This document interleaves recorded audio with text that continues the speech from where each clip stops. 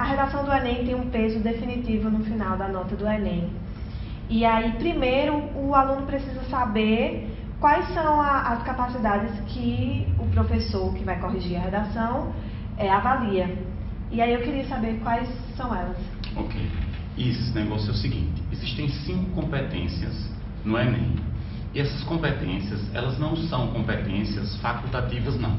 O sistema de correção do INEP é feito sempre por 2 corretores. Um corretor atribui uma nota e um outro corretor atribui uma outra nota, que pode coincidir. E a variação é de 40 em 40 pontos. Somam-se 2 notas e divide-se por 2. Então, tira-se uma média aritmética dessas duas notas dos 2 corretores. E isso é baseado em 5 competências, que vai de 40 em 40 pontos dentro das competências. Então, a primeira competência é gramática. Ele precisa escrever gramaticalmente correto. Se ele comete um erro gramatical, não perde ponto. Se ele comete 2 erros gramaticais, não perde ponto também. A partir do 3º erro gramatical é que ele vai perder ponto. E aí já perde 40 pontos. Essa é a grande complicação. De maneira que se ele cometer 6 erros gramaticais, ele já perde 80 pontos. É muito ponto para um curso concorrido. Além da gramática que ele tem que dominar, ele precisa estruturar bem o texto. Então o texto tem que ter uma estrutura de início, de meio e de fim. E também, nessa competência 2, o aspecto de interpretar bem o tema. A terceira competência diz respeito ao repertório sociocultural. E como ele coloca o conhecimento dele de mundo dentro do texto. Isso conta demais também.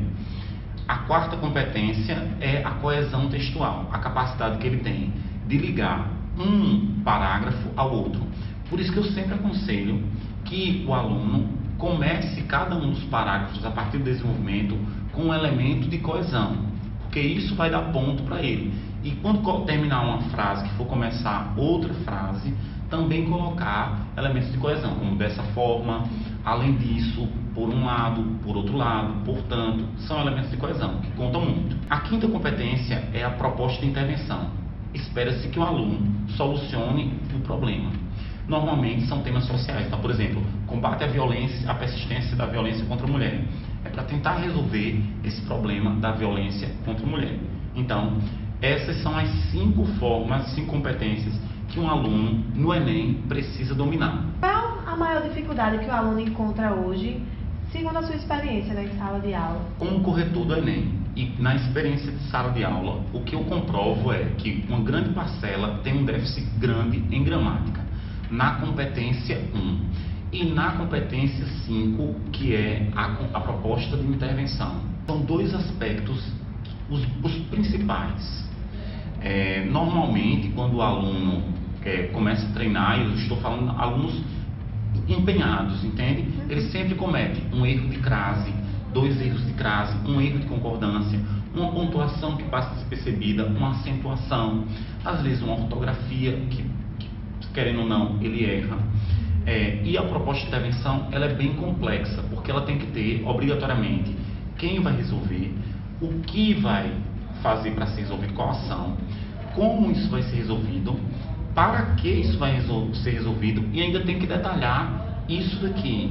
Então, isso tudo em um parágrafo. É bem complexo para um aluno de ensino médio desenvolver essa capacidade coesiva dentro de um parágrafo só. E qual é o erro mais comum, assim, que você encontra no texto? Por exemplo, gramaticalmente, é a crase? A crase tem muito, assim, muitas pessoas erram crase, erram concordância também, mas o erro mais comum, eu diria, num texto como um todo, é o erro de evolução de ideias.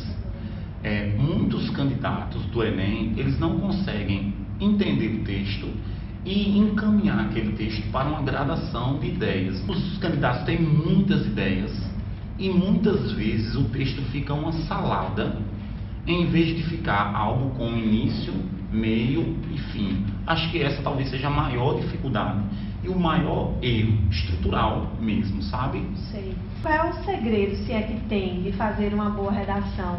O aluno tem que ter uma base de leitura? Eu penso que o segredo seria praticar muito. Quando um candidato passa uma semana sem praticar a redação, ele se prejudica substancialmente. Claro que a leitura ajuda muito.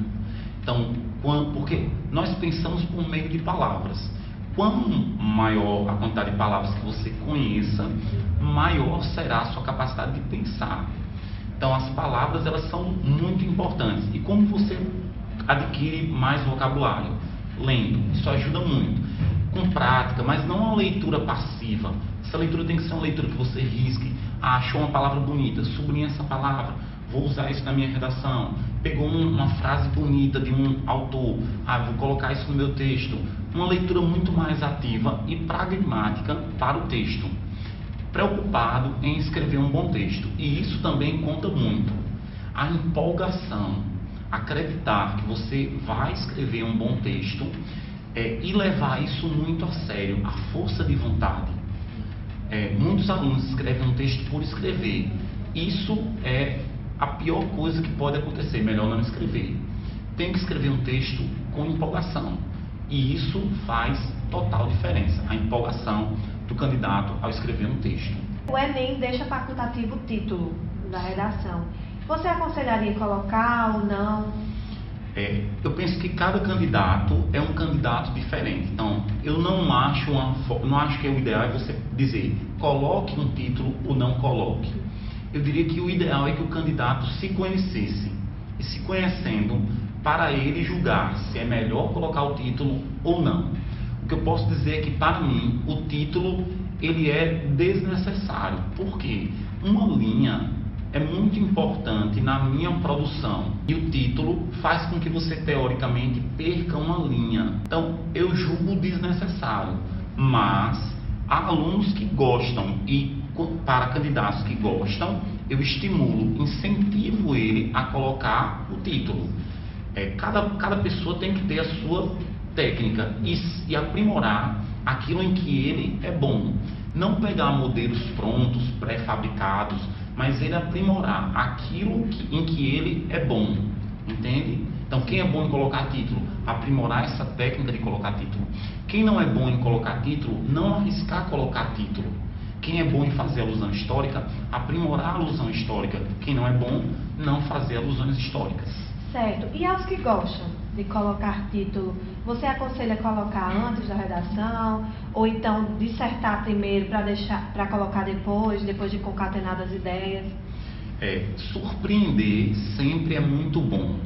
Então, uma dica que eu dou para quem gosta de colocar título é tentar tirar o título da última frase que ele coloca.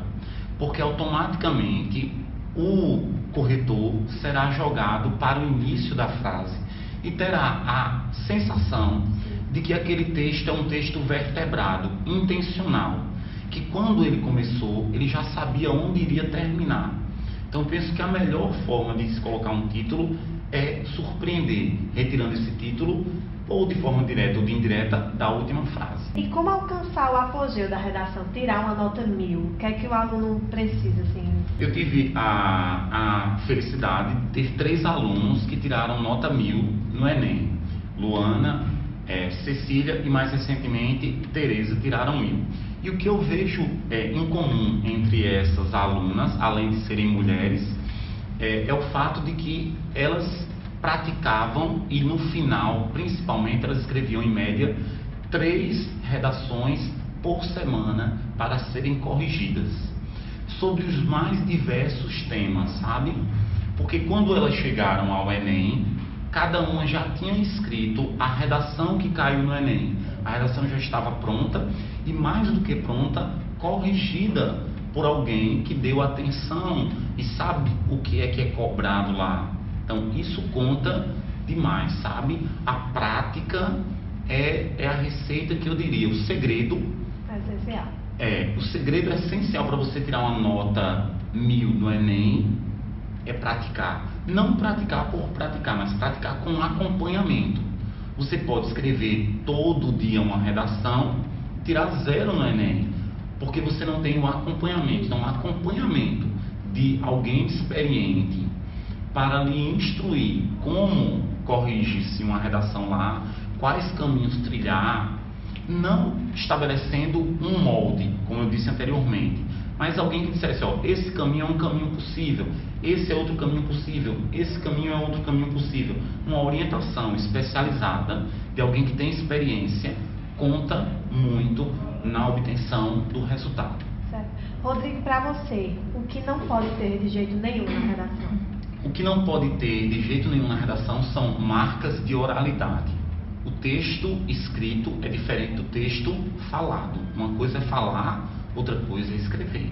Você não pode tentar passar para o papel aquilo que você fala. Então, coisas do tipo, você é marca de oralidade. Quando se fala, por exemplo, uma coisa, é uma coisa grave. A palavra coisa é uma marca de oralidade e empobrece o texto. E o contrário dessa marca de oralidade é o refinamento textual. Então você tem que ir refinando o seu texto, utilizar palavras que só se utiliza na escrita, como um sobretudo, entende?